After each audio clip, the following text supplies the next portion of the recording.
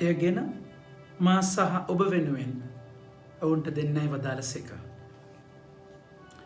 සමන සමය 19 වන සතිය අගෝස්තු මාසයේ 9 වෙනි සඳුදා මෙනෙහි කිරීම. මගේ ආදර ප්‍රමාන්තයනි, ස්වාමීන් වහන්සේ උන්වහන්සේගේ මුළු ජීවිතයම ඔබට දීලා ඔබට මහා වටිනාකමක් දීලා තියෙනවා. ඒතර උන්වහන්සේ ඔබගෙන් බලාපොරොත්තු වෙන දෙයක් තියෙනවා. ඒ දීපු දෙයට නෙමෙයි. ඔබගේ ජීවිතය උන්වහන්සේ ඔබට ජීවිතය දීමේ බලාපොරොත්තුවක්. දෙවි සමයන් වහන්සේට ඔබෙන් උවමනා වී ඇත්තේ කුමක්ද? උවමනා වී ඇත්තේ දෙවි සමිඳාන් වහන්සේට ගරුබිය පෑමත්, උන්වහන්සේගේ සියලු මාර්ගවල යෑමත්, උන්වහන්සේට ප්‍රේම කිරීමත්, ඔබේ මුළු හෘදයෙන්ද මුළු සිතින්ද උන්වහන්සේට වැඳුම් පිදුම් කිරීමත්. මා අද දින ඔබගේ සුවිශුද්ධ තකා සුභසුද්ධිය සබසිද්ධිය සකා ඔබට අන කරන උන්වහන්සේගේ අනපනත් නීතිහා නියෝග පිළිපැදීමක්ය. එතකොට උන්වහන්සේ ඔබගේ මගෙන් බලාපොරොත්තු වෙන දෙයක් තියෙනවා. ඒ උන්වහන්සේ මුළු ජීවිතේම ඔබ වෙද්දී ඔබගේ ජීවිතය උන්වහන්සේ කරගන්න එක. මුළු ජීවිතේම අයිතිය උන්වහන්සේට දෙන එක.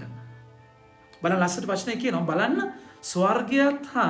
ස්වර්ගයත් උපරිම ස්වර්ගයත් පොළවත් එහි ඇති සියල්ලත් අයිති ඔබේ දෙවි ස්වාමීන් වහන්සේට. ඒත් උන්වහන්සේ ඔබේ පියවරුන්ට ඉමහත් ප්‍රේමයක් දක්වමින් ඔවුන්ගෙන් පසු අද පවතින පරිදි ඔවුන්ගේ පෙළපත වන ඔබද අන්සියලු ජාතීන් තෝරාගත්සේක. තර එච්චර බල සම්පන්න සර්ව වල්ලභ ස්වාමීන් වහන්සේ ඔබට පෞද්ගලිකව ආදරය කරනවා. ඔබට පෞද්ගලිකව ආදරය කරනවා. ඒතර තරාතිරම් නොබලන ස්වාමීන් වහන්සේ වැන්දබුවන්ද අනාථයන්ද අතාරින්නේ නැහැ මගේ ප්‍රමාන්තේ. අනාථවන්ද වැන්දබුවන්ද අයුක්තියට කරන සේක.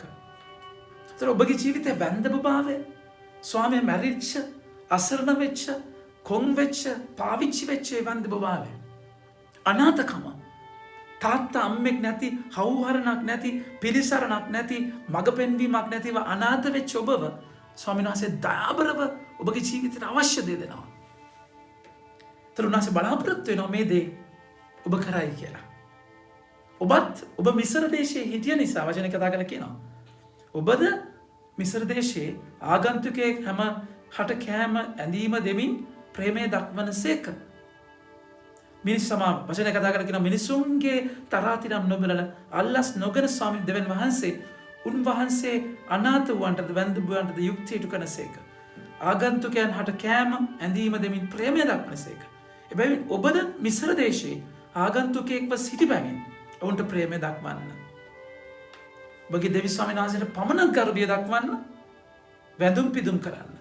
උන්වහන්සේට පමණක් ඇලුම සිටින්න. ඒතර ඔබගේ මගේ ජීවිතේ එකම බැඳීම එතනයි තියෙන්නේ. එතනයි යැපෙන්නට ඕනේ.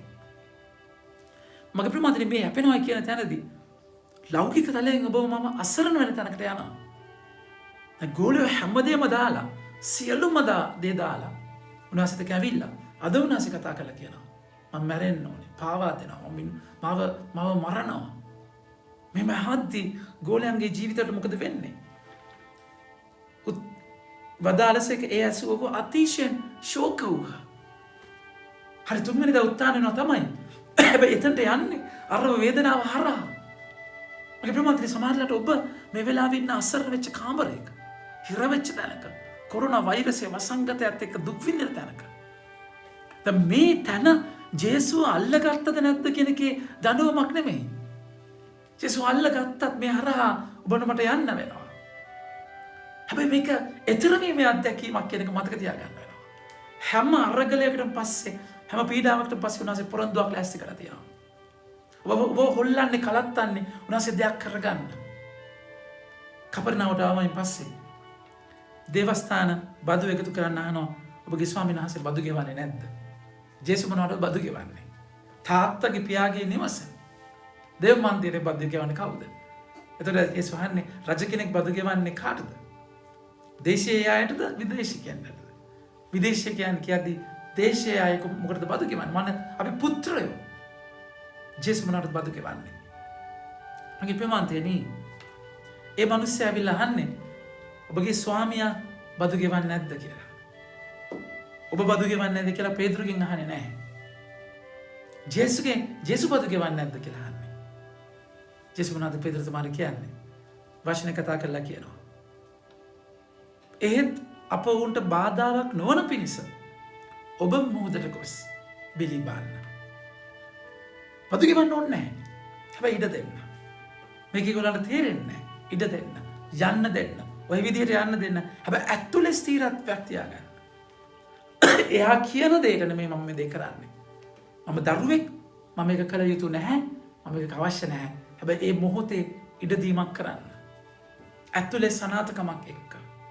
ජීවිතේ ඔබව අරගෙන යන පීඩාකාරී තැන් ගොඩාක් තියෙයි. පේතුරුතුමා දීවරයෙක්. හැබැයි හැමතිස්සෙම දලක් එක්ක හිටියේ. බිලි පිත්තක් ගන්නට ඇති.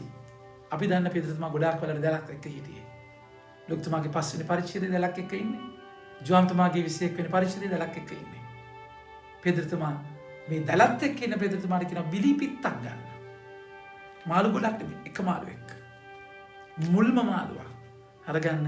එයාගේ බඩේ රිදී කාසියක් තියෙයි. කට ඇරිය විට රිදී කාසියක් අපිට සම්භවන්නේ. ඒ කියන්නේ ඒ බද්ද ගෙවීමෙන් තමයි නිදහස් වෙන්නේ. ඒ නිදහස් වෙන වන්දිය තියෙන්නේ මාළුවෙකුගේ බඩේ. අපිට මතක් වෙන්නේ නැද්ද? ජෝනා තල්මහාගේ බඩේ හිටිය දවස් 3 නිනීවේ නිදහස් කරන්න. මගේ ප්‍රේමාන්තනේ පූප වැඩි කරන ප්‍රාතිහාරයේ පූපයි මසුන්නුයි හිටියේ. මේ මත්ස්‍යයා කියන්නේ ජේසුට සංකේතවත් කරන උදාහරණයක්, උපහරණයක්. එතකොට මේ මාළුවගේ බඩේ තමයි රිදීකාසිය නිදහස් කරන දේ තිබුණේ. ඇත්තටම නිදහස් කරන්නේ ඒ බාලුවගේ මඩේ තිබ්බ රිදීකාසිය නෙමෙයි. හැම බද්දක්ම ගෙව්වේ ජේසු. වන්දිය ගෙව්වේ ජේසු. ජේසුයි එයාව නිදහස් කරන්නේ. හැම වන්දියකින් පාපය මරණය මාරයට ගෙවන ණය ජේසු ගෙවලා. පේතුරුතුමා විතරක් නෙමෙයි. අපි හැම කෙනෙක්වම නිදහස් කරලා ඉවරයි. ඒක ඒ සිද්ධිය ඇතුලේ ජේසුට බදු ගෙවන්න කියද්දි ජේසු පේතුරුතුමාව අහක් කරලා පේතුරු මේක ඔයා ගෙවන්න, මේක මග් වෙනුවෙන් ඔයා ගෙවන්න, ඔයාගේ දෙයක් ඔයා බලා ගන්න. එහෙම කියන්නේ නැහැ. ජේසු කියනවා උගේ කට හැරිය විට රිදී කාසියක් අපිට සම්භවන්නේ. එයගෙන මා සහ ඔබ වෙනුවෙන් ඔවුන්ට දෙන්න. මටත් ඔයාටත්. කොච්චර ලස්සනයිද මේක. ජේසු වන්දි ගෙවන්නේ මටත් ඔයාටත් වෙනුවෙන්. හැම සිද්ධියකදීම මේ වචනය ඔබට ඇහෙන්නට ඕනේ. මටත් ඔබටත්. ජේසුටත් මටත්. ජේසුටත් මටත්. ජේසු කවමදාවත් කිසිම සිද්ධියකදී ඔබව නැති කරන්නේ නැහැ. ජේසු ඔබව තනි කරන්නේ නැහැ. ජේසු ඔබව කරේ තියාගෙන එතර කරන්නේ නේද? පේතුරුතුමාව අසරණ කරලා නෙමෙයි එන්නේ. පේතුරුතුමාව අනාථ කරලා නෙමෙයි ජේසු යන්නේ. මටත් ඔයාටත් පේතුරු බද්දට අවශ්‍ය දේ එතන තියෙනවා.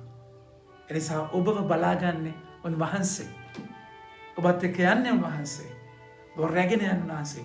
මුළු ජීවිතයම දීලා උන්වහන්සේ ඔබට ආදරය කරනවා නම් ඔබගේ මුළු ජීවිතේම අය උන්වහන්සේට දෙන්න බැරි. වේදනාව ආස්සේ, පීඩාව ආස්සේ, කලකිරීම ආස්සේ, තනිකම පාළුව ආස්සේ ජේසු ඔබත් එක්ක ඉන්නවා. අදාළ වෙලාවෙදී ජේසු ඔබට උත්තර දෙනවා. පේතුරුතුමා ගේ ඇතුළට ඇවිල්ලා කියන්නේ ස්වාමීනි බදු ඉල්ලුවා කියලා. එහෙම වචනයක්වත් නැහැ. ජේසු සිය ගෙදරට ආවයින් පස්සේ ඔහු ගෙට පිවිසි කල යමක් කියන්නට පෙර ජේසුස් වහන්සේ උඩ කතා කොට. මුකුත් කියන්නේ ඉස්සලා ජේසු කතා කරලා කියන්නේ. මේ බදු ගෙවන්න. මටයි පාටයි. සබගේ හැම අවශ්‍යතාවයක් උන්වහන්සේ දන්නවා. ඔබ නිකමෙක් නෙමෙයි. කාලකන්ණියෙක් නෙමෙයි. අවජාතකයෙක් නෙමෙයි. ඔබ ස්වාමීන් වහන්සේගේ දුවක්. ස්වාමීන් වහන්සේගේ පුතෙක්. උන්වහන්සේ ඔබට එක්කයි මේ හැම වන්දියක්ම ගෙවලා තියෙන්නේ. ඔබ නිදහස් අයිති කරගන්න. ඒක විඳ ගන්න. පීඩාව ආස්සේ ජේසු මාත් එක්කයි. ජේසුටයි මටයි කියන දේ අයිති කරගන්න ආරාධනා කරනවා. ආමෙන්. ජේසු පිටයි.